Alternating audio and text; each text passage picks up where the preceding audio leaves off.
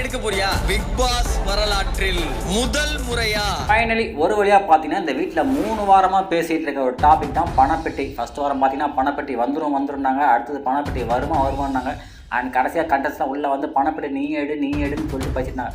So 3 வாரமாக பேசிட்டு இருந்த பணப்பெட்டி வருமா வராதான்னு யோசிச்சுட்டு இருந்தோம், ஏன்னா அந்தளவுக்கு இழுக்கடிச்சிட்டாங்க.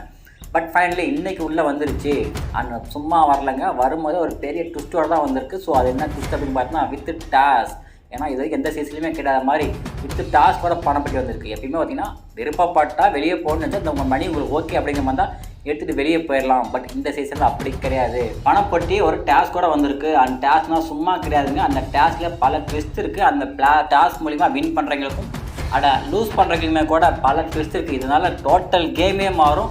அண்ட் டோட்டல் டாப் ஃபைனலிஸ்ட்டே வந்து ஆர்டரே மாறுற மாதிரி இருக்குது. அப்படிங்கும்போது கண்டிப்பாக இந்த வீடியோ ஃபுல்லாக பாருங்கள். அவ்வளோ ட்விஸ்ட் இருக்குது, இதை நான் எதிர்பார்க்கவே இல்லை. பட் அதுக்கு முன்னாடி உங்களுக்காக நான் இவ்வளோ எஃபோர்ட் போட்டு வீடியோ மேக் பண்ணுறேன். ஸோ எனக்காக நீங்கள் ஜஸ்ட் கிளிக் லைக் பண்ணி தட்டி விடுங்க. அது எனக்கு ரொம்ப ஹெல்ப்ஃபுல். அது எனக்கு அதுவே ரொம்ப போதுமானது. பணப்பெட்டியை எடுக்கும் நபர் கேமில் தொடரலாம். அண்ட் இதை நீங்கள் யாரும் எதிர்பார்க்கல, கண்டிப்பாக நானுமே எதிர்பார்க்கல. ஏன் அப்படின்னு பார்த்தீங்கன்னா எப்பயுமே பணப்பெட்டி எடுத்தால் அதோட வெளியே போயிடலாம், கேம் விட்டே வெளியே போயிடலாம் அப்படிங்கிற மாதிரி இருக்கும்.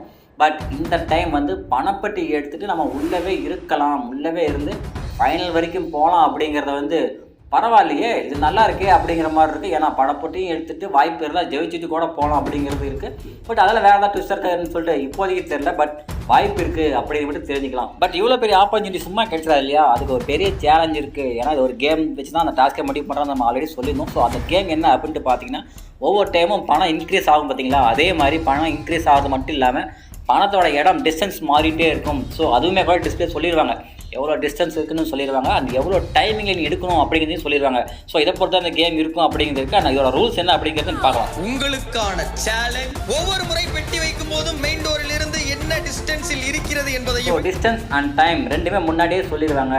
ஸோ இந்த கேம் என்ன அப்படிங்கிறது ரொம்ப சிம்பிள் தான். பட் அதை கம்ப்ளீட் பண்ணுறதா ரொம்ப கஷ்டம்.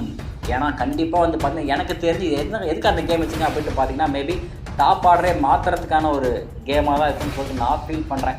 ஏன்னா இன்கேஸ் நீங்கள் யோசிச்சு பாருங்களேன், உள்ளே இருக்கிறவங்களே டிசர்விங் ஆக அப்படின்ட்டு பார்த்தீங்கன்னா தீபக், முத்துக்குமரன் அண்ட் ஜாக், இவங்க 3 பேர் தான். ஸோ ஒரு வழியாக தீபக் வெளியே அனுப்பிச்சிட்டாங்க. அண்ட் டைட்டிலுக்கான ஒரு டிசர்விங் கண்டஸ்ட் யாருன்னா முத்துக்குமரன், ஜாக் தான் இப்போதைக்கு உள்ளே இருக்காங்க. ஸோ இதுக்கு 2 பேர்த்தில் வெளியே யாராவது ஒருத்தர் அனுப்புறதுக்கான பிளானாக இது இருக்குமோ அப்படிங்கிற மாதிரி எனக்கு ஒரு டவுட் இருக்குது.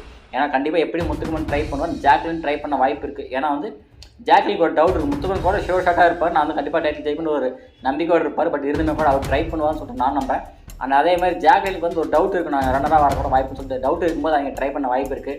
இன்கேஸ் 2 பேரும் ட்ரை பண்ணி 2 பேர் யாரோ ஒருத்தர் வெளியே போயிட்டாங்கன்னா டோட்டல் கேமே மாறும் அண்ட் டோட்டல் ஓட்டிங் சிஸ்டமே மாறும். இது வந்து பிக் பாஸ்லேயே மிகப்பெரிய சேஞ்சாக இருக்கும். அண்ட் உங்களுக்கு கூட நான் சொல்கிறது மாதிரி ஒரு பாயிண்ட் இருக்குது, வேலிடான பாயிண்ட் நான் சொல்லியிருக்கேன் அப்படின்னு சொல்லிட்டு ஃபீல் பண்ண இந்த வீடியோக்கு ஒரு லைக்கை போட்டு பாருங்கள். ஏன்னா நீங்கள் பண்ணுற லைக் எனக்கு அவ்வளோ இம்பார்ட்டன்ட். ஸோ அதனால் தான் திரும்பி கேட்டுகிட்டே இருக்கேன். ஏன்னா உங்களுக்கு ஜஸ்ட் கிளிக் தான், பட் எனக்கு அது ரொம்பவே ஹெல்ப்ஃபுல்லாக இருக்கும். ஸோ அந்த லைக்கை போட்டு பாருங்கள். வெட்டியை எடுத்து வீட்டுக்குள் திரும்பும் நேரமும் கொடுக்கப்படும். அந்த நேரத்திற்குள் உள்ளே வந்து விட்டால் அந்த பணம் உங்களுடைய. அண்ட் நான் ஏன் முத்துக்குமரன் நான் ஜாக்லின் 2 பேர் யாரோ ஒருத்தர் வெளியே அனுப்புறதுக்கான பிளானாக இருக்குமோ அப்படின்னு சொல்லிட்டு நான் ஃபீல் பண்ணுறேன் அப்படின்னு கேட்டிங்கன்னா, இந்த டாஸ்க் அந்த மாதிரி இந்த டாஸ்கில் பணத்தை ஜெயிச்சிட்டா உள்ளே போயிடலாம். அதுவே ஆப்போசிட் சேர் இருக்கு இல்லையா, ஒரு வேளை டாஸ்க்கை தோத்துட்டு அப்படிங்கிற மாதிரி தான் வீட்டை விட்டு வெளியே போகணும். ஸோ இதனால தான் சொல்கிறேன், ஒரு வேளை பணப்பொட்டியில் அந்த டாஸ்க்கை பங்கிட்டு அதில் தோத்துட்டா அப்படிங்கிற மாதிரி தான் பிக் பாஸ் வீட்டை விட்டே வெளியே போகணும். ஸோ இதனால தான் டாப் ஆர்டர் கொலாப்ஸ் ஆகிறதுக்கான மிகப்பெரிய வாய்ப்பு இருக்குது அண்ட் மிகப்பெரிய பிளான் இருக்குது. ஸோ அவ்வளோதான் விஷயம். பணப்பட்டி வந்துருச்சு, பட் சும்மா வரல, பெரிய ட்விஸ்ட்டோட, பெரிய டேர்னோட அண்ட் பெரிய பிளானோட தான் உள்ளே வந்திருக்கு. அப்படிங்கும்போது கண்டிப்பாக இந்த டாஸ்க் வேறு மாதிரி முடியும் அண்ட் வேறு இன்ட்ரெஸ்டிங்கான விஷயங்கள்லாம் உள்ளே கொண்டு வரும்னு சொல்லிட்டு நான் நம்புகிறேன். அப்படி வரலைன்னா உங்கள் பயணம் அத்துடன் முடிவடையும்.